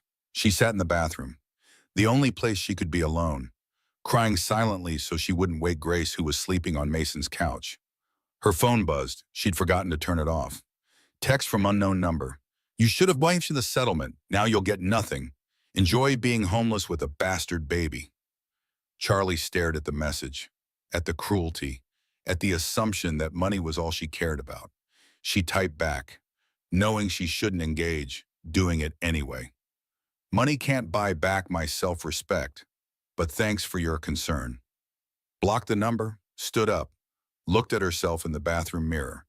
8 months pregnant, no makeup, hair unwashed, wearing a t-shirt with a coffee stain. She looked destroyed. She looked like a woman who'd survived. Charlie opened her phone, opened Instagram, took a photo, no filter, no caption, just her face, swollen, tired, real, posted it. Comments flooded in within minutes. You're so brave. This is what survival looks like. Keep fighting. You're going to be an amazing mother, but also, you look like hell. No wonder he left you. That baby deserves better than you. Charlie read them all, the good and the bad, let them wash over her. Then she did something she'd never done before. She recorded a video, just her face, talking. It's 2 in the morning. I'm 8 months pregnant. I can't sleep because my daughter keeps kicking my ribs and because men on the internet keep telling me I should die. I rejected a settlement today. $500,000. My lawyer thought I was crazy. Maybe I am, but I can't take money in exchange for silence. I can't teach my daughter that it's okay to be quiet about abuse if the price is right. So I'm broke and scared and alone, and I'd make the same choice again. Because the alternative is living with the fact that I valued money more than truth. And I can't do that. If you're in a similar situation, if someone is trying to buy your silence or control you with money, I see you, I believe you, and you're not alone. She posted it, turned off her phone, went back to bed. In the morning, the video had 200,000 views. The call came from Bethany 3 days later. My father is in the hospital, heart attack. He wants to see you. Charlie hadn't expected that. Why? I don't know, but he specifically asked for you, said it's important. Mason drove her to the hospital, St. Vincent's. Private room, expensive even by private hospital standards. Julian Pierce looked small in the hospital bed. Tubes and monitors, pale, old. Bethany waited outside. Mason too. Charlie walked in alone. Thank you for coming. Julian's voice was weak. What do you want? To tell you something. Before I die, which might be soon, might be today, might be next week. Tell me what? Dominic isn't my biological son. Charlie sat down, hard. What? His mother had an affair. I knew. I stayed anyway, raised him as mine. But he's not mine, not genetically. Julian coughed. The monitors beeped. I enabled him because I felt guilty, thought if I gave him enough, money, opportunities, forgiveness, he'd turn out okay. Instead, I created a monster. Why are you telling me this? Because when I die, he'll inherit everything. My estate, my properties, my businesses, and he'll use that money to hurt you, to hurt his children, to hurt everyone. Julian reached for a folder on the bedside table, hands shaking. Unless you stop him. How? I changed my will 3 days ago before the heart attack. Everything goes to a trust managed by Bethany. For Lily and your daughter, Dominic gets nothing. Charlie took the folder, read the documents inside. A trust. $10 million. Split evenly between Julian's 2 granddaughters. Dominic explicitly excluded. If Dominic finds out you did this, he'll contest it. Let him contest it. The will is ironclad. My lawyers made sure. Julian's eyes closed. I'm dying, and I have to live with what I created, what I enabled. But maybe I can protect the next generation. Maybe that's enough. It's not enough. It doesn't undo what he did to Andrea or what he's trying to do to me. I know, but it's all I have left. Charlie stood. If you really want to make amends, testify. When this goes to court, tell them what you told me about enabling him, about knowing he was dangerous and doing nothing. I will, if I'm alive, I promise. Charlie left the folder. Keep your money, I don't want it. It's not for you, it's for your daughter. For Lily. They deserve better than what their father will give them. Charlie walked out, found Bethany and Mason waiting. What did he say? A lot. None of it changes anything. But that wasn't true. It changed everything. Julian Pierce, enabler and coward, was trying to fix his mistakes before death. It wouldn't work. You couldn't buy redemption, but maybe you could buy protection for the next generation. Labor started on a Tuesday, 3 weeks before the court date. Charlie's water broke at 4 a.m. Mason drove her to the hospital. Grace met them there. Trish arrived an hour later. 16 hours of labor. No epidural because Charlie was allergic to the medication. Just pain and breathing and counting. Counting, always counting. 1, contraction. 2, contraction. 3, wishing, contraction. 4, push, push. 6, push. 7, she's here. Margot Reed, born at 8:27 p.m. 7 pounds, 6 ounces. Perfect. Charlie held her daughter and cried. Not sad tears, not even happy tears, just tears of relief, of love, of terror. Hi, baby girl, I'm your mom. I'm gonna mess this up sometimes, but I promise I'll never stop fighting for you. Margot opened her eyes. Blue, like all babies, looked at Charlie like she understood. Grace took photos. Mason held Margot while Charlie got stitched up. Trish called everyone who needed to know.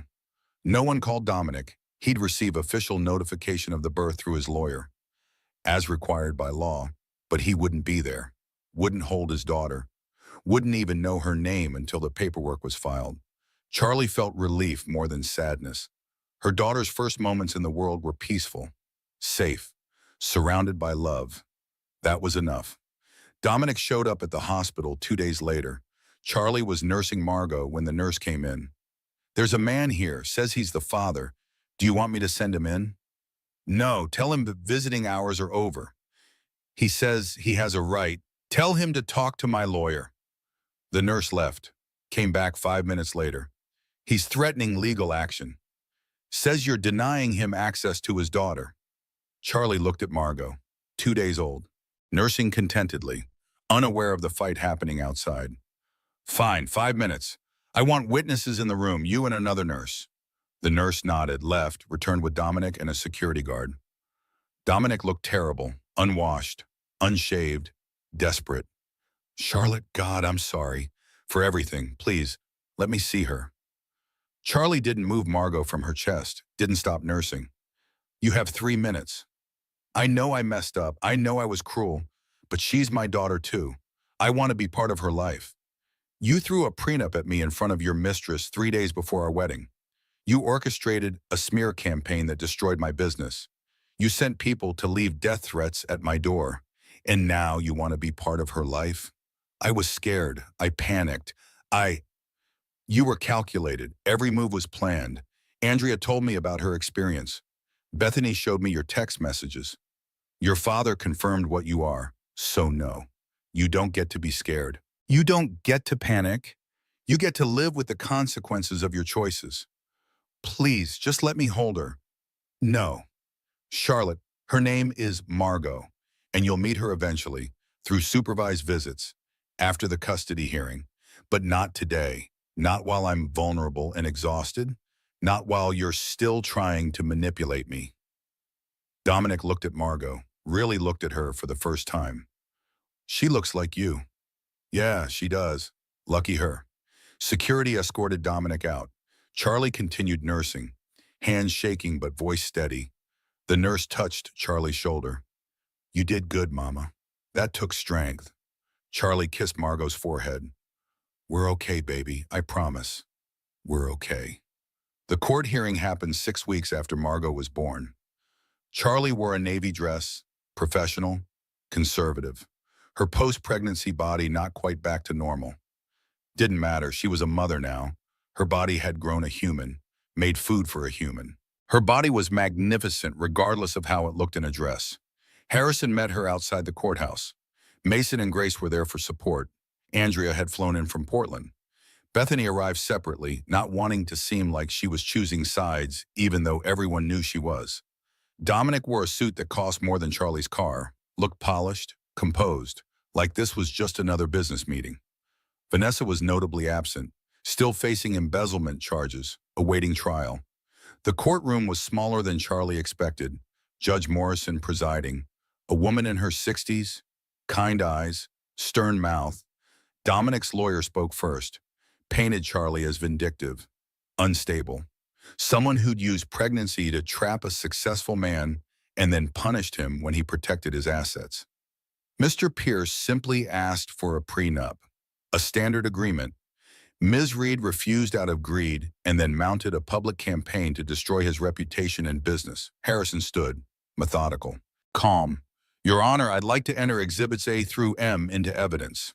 The exhibits included timeline showing Dominic contacted a family lawyer the day after learning of pregnancy, text messages between Dominic and Bethany showing premeditation, Andrea's testimony about identical pattern of behavior, financial records showing Dominic transferred assets to avoid claims, messages from Dominic threatening Charlie, documentation of the smear campaign, proof of harassment including packages sent to Charlie's home, screenshots of death threats from accounts linked to Dominic's associates, psychological evaluation of Dominic from his own therapist, confirming narcissistic personality disorder diagnosis, Vanessa's cooperation agreement with federal prosecutors implicating Dominic in embezzlement scheme. Harrison spoke for 20 minutes, laid out the pattern, the manipulation, the calculated cruelty. Then Andrea testified. 12 minutes, every word devastating. Dominic Pierce is incapable of love. He's capable of possession, of control, of using people. I was 19 when we met, 22 when we married, 23 when we divorced with a 6-month-old baby and nothing else. He took everything and called it protecting himself. Bethany testified, 5 minutes. I love my brother, but love doesn't mean enabling abuse. I'm here because someone needs to stop the pattern. My father enabled it by cleaning up Dominic's messes. I enabled it by staying silent. No more. Then Charlie testified. I loved Dominic. I thought he loved me. I thought the pregnancy would bring us closer. Instead, it triggered a carefully orchestrated plan to control me. The prenup wasn't about protection. It was about power, about making sure I knew my place, about punishing me for getting pregnant. She detailed the rehearsal dinner, the 10-minute ultimatum, Vanessa's presence, the humiliation. I canceled the wedding because I realized I'd rather be a single mother than teach my daughter that this kind of treatment is acceptable from men who claim to love you. Judge Morrison listened to everything, reviewed documents, asked questions. At the end of the hearing, she looked at Dominic. Mr. Pierce, I've been on this bench for 23 years. I've seen a lot of men like you, charming in public, cruel in private, using wealth as weapon, using children as pawns. It stops today. She ruled. 1. Child support, $7,500 per month until Margot turns 18. 2. All medical expenses paid by Dominic. Trust fund established. $500,000 for Margot's education. Supervised visitation only until Dominic completes mandatory therapy minimum 1 year. No therapy progress means no visitation increase. 6. Restraining order, preventing Dominic from contacting Charlie, except through attorneys regarding Margot. No custody dispute allowed until Margot is 5 years old and can participate in evaluation. 8. If Dominic violates any terms, he forfeits visitation rights entirely. Mrs. Reed, you and your daughter are protected by this court. Mr. Pierce, you are a cautionary tale, a man who had everything and squandered it on cruelty. Get help, do better, because right now you're not fit to be alone with a goldfish, much less a child. She banged her gavel. Dismissed. Outside the courthouse, reporters waited. Charlie made a brief statement. Justice looks different for everyone. Today, justice looks like protection for my daughter. Thank you to everyone who supported us, to the women who came forward, to my family who never wavered, and to every woman who's been where I was. You're not alone. You're not crazy, and you deserve better. She didn't take questions, just walked to Mason's car. Margot in Grace's arms, safe, protected. They drove to Mason's apartment, ordered pizza. Celebrated quietly, Charlie held Margot, 2 months old now, growing so fast. We did it, baby girl, we survived. Margot cooed, grabbed Charlie's finger. No, we did more than survive. We won. Charlie's new office had windows, real windows, floor to ceiling, natural light streaming across her desk where Margot played in a nearby playpen. 10 months old, crawling everywhere. Perfect.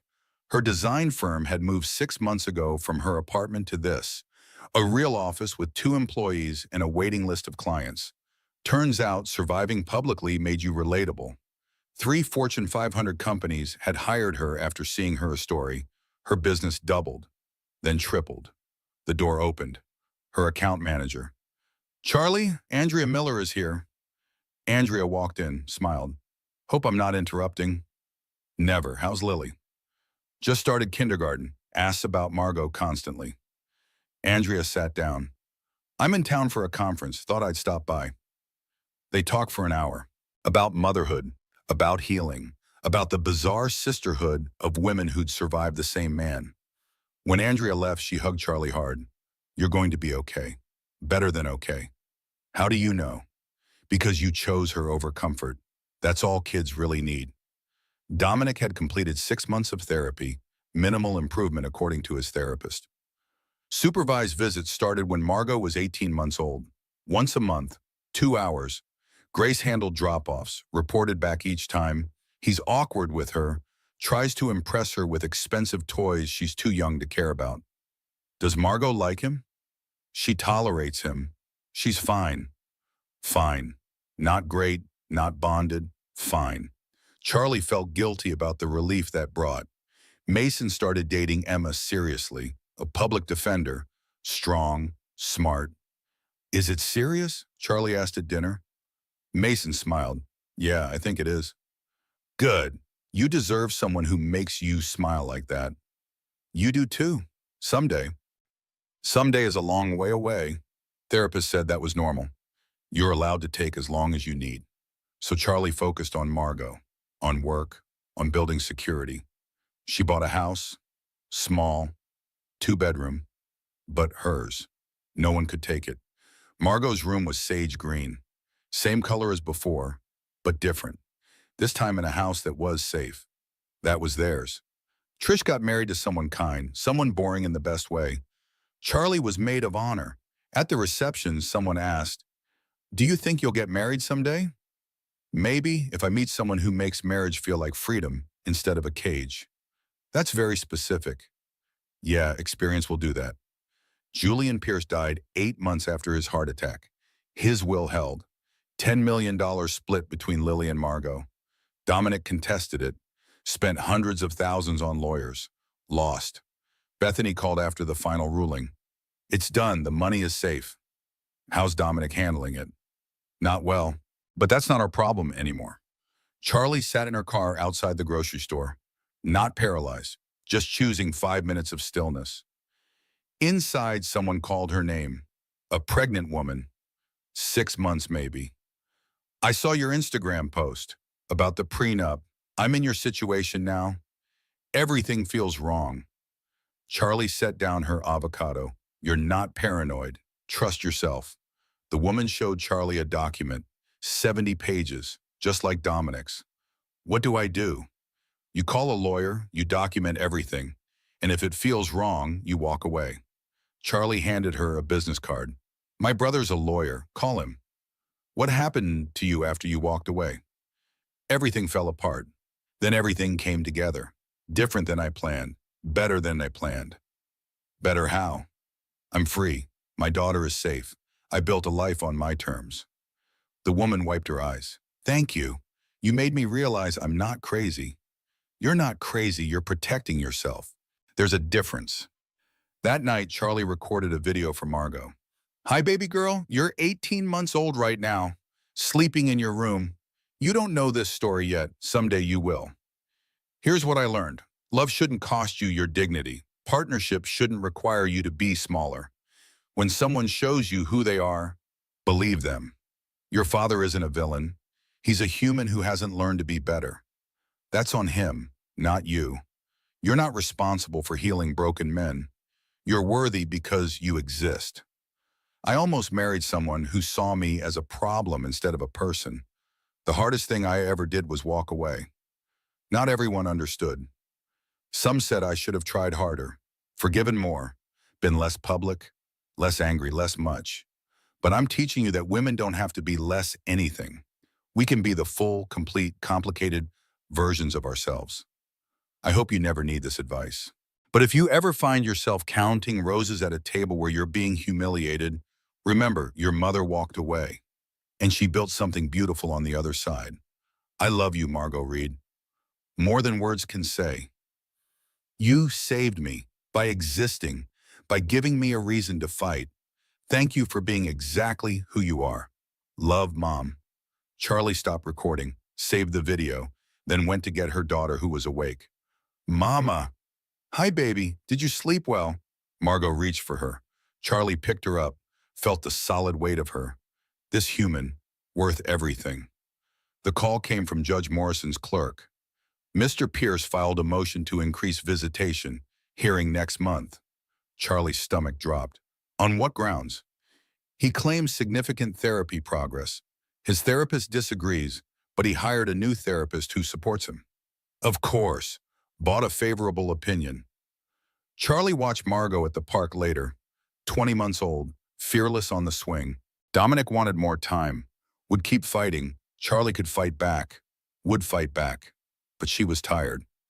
Andrea texted, heard about the motion, want to talk? Yes, but later. Right now I'm at the park with my daughter. Present, not fighting, just being. That's perfect. That's victory. Victory. Charlie thought about that word. A year ago, victory meant Dominic destroyed. Now victory meant Margot laughing, safe. Unaware of the battles fought for her, victory meant Charlie had gone days without thinking about him, then weeks. Building a life where he was irrelevant. Victory meant indifference. The hearing about visitation happened 4 weeks later. Dominic's new therapist claimed remarkable progress. Charlie's lawyer presented evidence otherwise. Canceled visits, incomplete parenting, classes, no meaningful change. Judge Morrison reviewed everything, looked at Dominic. Mr. Pierce, you found a therapist willing to say what you want to hear. Unfortunately, I'm interested in actions, not words. You've canceled 20% of visits, failed to complete my ordered parenting course. She denied the motion. Visitation remains supervised, once monthly. We'll revisit when Margot turns 3. Outside, Dominic's lawyer approached. My client offers $2 million for full custody rights when Margot turns 5. Charlie didn't slow down. Tell your client no, my daughter isn't for sale. Be reasonable, Ms. Reed. I'm reasonable. I have a home, a business, a daughter who knows she's loved. I don't need his money. He's her father. He's a DNA donor. There's a difference. 2 years after the rehearsal dinner, Good Morning America called for an interview. Anniversary piece. Where are you now? Would you do it again? Charlie agreed. Only if they interview Andrea too and talk about systemic issues, not just personal drama. The interview happened in Charlie's home. Do you regret going public? No. It cost me, but staying silent would have cost more. What would you say to women in similar situations? Document everything. Trust yourself. Accept help. You're not alone. Any message for Dominic? No, he's not relevant anymore. My focus is raising Margot to be strong and unafraid. Do you think you'll marry again? Maybe, if I meet someone who understands that partnership is about freedom, not possession. Someone who sees Margot and me as a blessing, not a burden. The interview got 4 million views. Went viral. Again, messages flooded in, most from women saying, me too. One message from Lily's stepfather. Lily's 7 now. She watched your interview, Asked if Margot's mom was like her mom. If you both had the same problem with Dominic. We told her yes, she wants to meet Margot properly. Would you be open? Charlie typed back, yes, absolutely. Those girls should know each other. They met at the coast, a beach house for the weekend, Andrea's family. Charlie's family, Grace, Mason, and Emma. The adults were awkward, too much shared trauma, but the girls were easy. Lily at 7, Margot at 2.5. You're my sister, Lily announced, held Margot's hand on the beach. Charlie watched them, watched Lily show Margot shells. Andrea stood beside her. They're going to be okay. How do you know? Because we're okay, and we're teaching them. That's all anyone can do. That night, Emma announced she was pregnant. They celebrated, this family getting bigger, more complicated, more beautiful. Charlie checked on both girls later, sleeping. Lily's arms stretched toward Margot, protecting her little sister even in sleep. Charlie took a photo, sent it to Andrea. Look at them. They're going to be okay. Better than okay. They're going to change the world. 3 years after the rehearsal dinner, Charlie's business had grown beyond imagination. 10 employees, featured in magazines, speaking at conferences. Accidentally famous. The woman who said no to a millionaire, who chose her daughter over money. Margot was 3, in preschool, drawing pictures of family, Grandma Grace, Uncle Mason, Aunt Emma, Lily, always Lily. Dominic appeared sometimes, a stick figure off to the side, present but separate. The last time Charlie saw him was 6 months ago, at pickup. She's beautiful, he'd said. She is. She looks like you. Lucky her. Charlotte, I'm sorry for everything. Stop. I don't need your apology. I needed it 3 years ago. Now I'm indifferent. And indifference is the best thing you ever gave me. She'd walked away, free, present day. Charlie waited outside preschool, early, choosing peace before chaos. Message from a journalist, writing about women who reject settlements. Would you be interviewed? Charlie considered, tired of telling her story, but somewhere someone needed to hear it. Yes, but include statistics about financial abuse and resources. This isn't just my story. Margot ran out, covered in glitter. Mama, I made you a picture. They drove home. Small house, paid for, theirs. Margot showed her drawing, a house, a woman, a girl, a dog they didn't have. Efmo. My family. Charlie hung it on the fridge next to dozens of others. That night, Grace called. You sound happy. I am. Is that weird? It's victory. You built this from nothing. Charlie thought about victory. 3 years ago, it meant Dominic's suffering. Now it meant Margot dreaming about Tom. Charlie's business thriving, going weeks without thinking about him. Victory meant indifference, freedom from caring. Andrea texted, Lily wants Margot to visit this summer. Week-long trip. What do you think? Let's do it. These girls should really know each other. We did it, Charlie. We broke the cycle. We did. For them. For us. For all the women who will come after. Charlie looked up at the stars. Same stars from 3 years ago when her world fell apart. But everything was different now. The woman at the rehearsal dinner, 6 months pregnant, counting roses, was gone. In her place, someone who'd survived, thrived, won. Someone who'd chosen her daughter over everything and built something better. Charlie went inside, checked on Margot one last time. We did it, baby girl. We survived. We thrived. We're going to be okay. Better than okay. She kissed Margot's forehead, walked to her own room, her own bed, in her own house, lay down, closed her eyes. For the first time in 3 years, fell asleep without counting, without fear, without planning battles, just sleep. Just peace, just the quiet satisfaction of a woman who'd fought for herself and won. The end. But also the beginning. 3 years later, I'm still standing, stronger than before. My daughter is thriving, my business is growing, and Dominic, he's just a chapter in a much bigger story. If this story resonated with you, if you've been where I was or you know someone who is, I hope it gave you something. Courage, validation, hope, the knowledge that you're not alone. Share this story with someone who needs to hear it. Leave a comment telling me what spoke to you. Hit that like button if you believe women deserve better than settling for cruelty disguised as love. And subscribe to this channel, because there are more stories like mine, more women who fought back, more survivors who became thrivers. And every story we share makes the next woman's fight a little easier. You're not alone. You're not crazy. You deserve better. And if you're currently in the situation I was in 3 years ago, trust yourself. Document everything. Accept help. And know that survival is possible. Thank you for listening. Thank you for being here. Thank you for believing that women's stories matter. Until next time, choose yourself. Always choose yourself.